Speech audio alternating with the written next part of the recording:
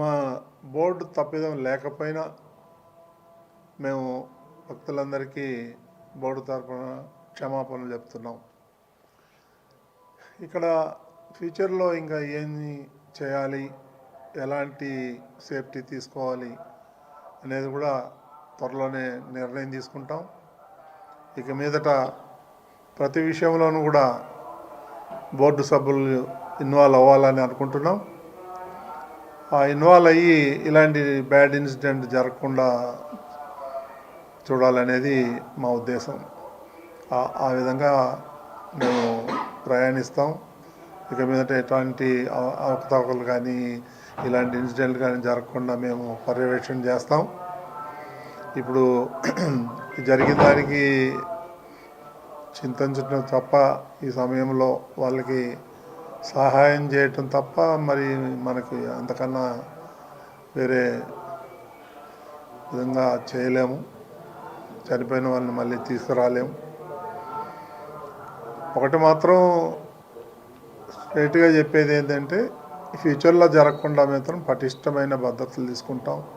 మేము పూర్తిగా అధికారుల మీద వదిలేసి ఉండాలని అయితే మాత్రం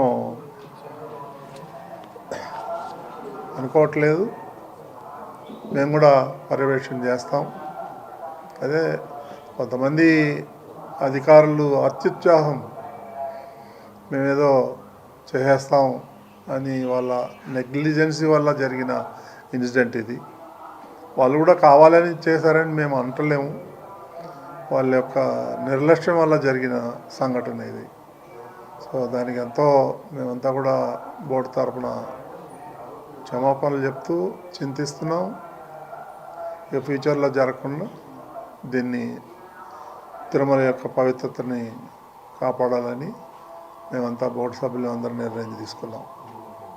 అధికారులు కూడా క్షమాపణ చెప్పాలని పవన్ కళ్యాణ్ గారు బోర్డు తరఫున క్షమాపణ చెప్పారు. అధికారులు అయితే దానికి దాటవేసే పరిస్థితి. దీన్ని ఎలా వాళ్ళ విచక్షణకే వదిలేయాలి. మనం వెళ్ళి క్షమాపణ చెప్పని మనం చెప్పలేము. వాళ్ళ అంతరాత్మకు తెలియాల వాళ్ళు చేసిన తప్పు. వాళ్ళే చెప్పాల. మీరు చెప్పండి అని మనం చెప్పలేము. ఇంకేమైనా ఉన్నాయండి? మాట్లాడు. చైర్మన్ గారు మాట్లాడారు.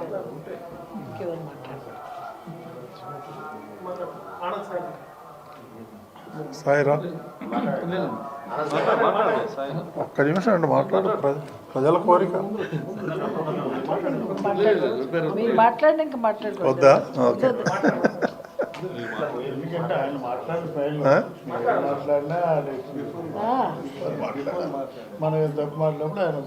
వాళ్ళు కట్ చేసి బిఫోర్ చేసుకుంటారులే.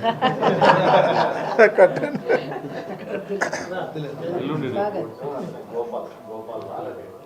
మళ్ళీ ఎల్లుండి కలుద్దామండి. ఎల్లుండి కలిసినాక ఇంకా కొన్ని విషయాలు చెప్తాం. ఓకేనా? Okay, thank you.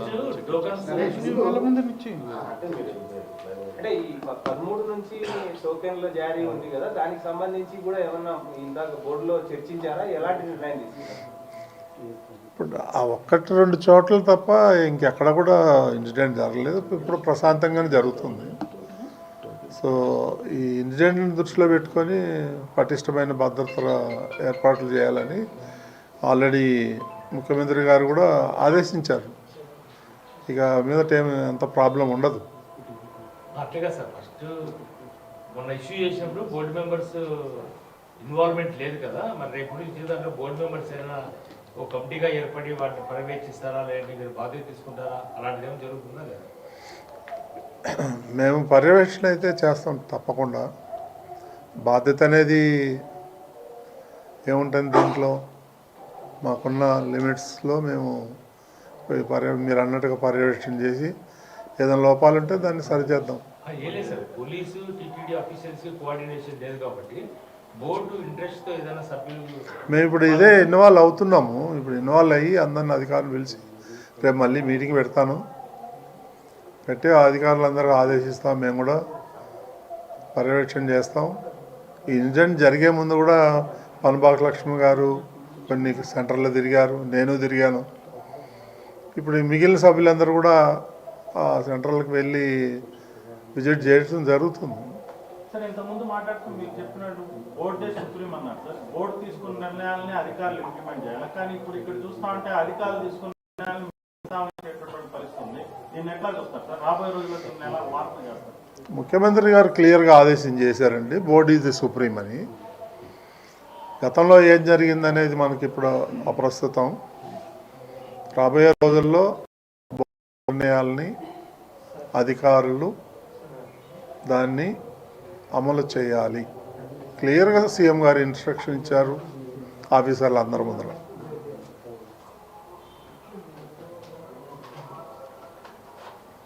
సీఎం గారు తను తీసుకున్న నిర్ణయాలను కూడా బోర్డు ముందు వచ్చి బోర్డు డిస్కస్ చేసిన తర్వాతనే ఇంప్లిమెంట్ చేయాలని అంత స్పష్టంగా చెప్పారు.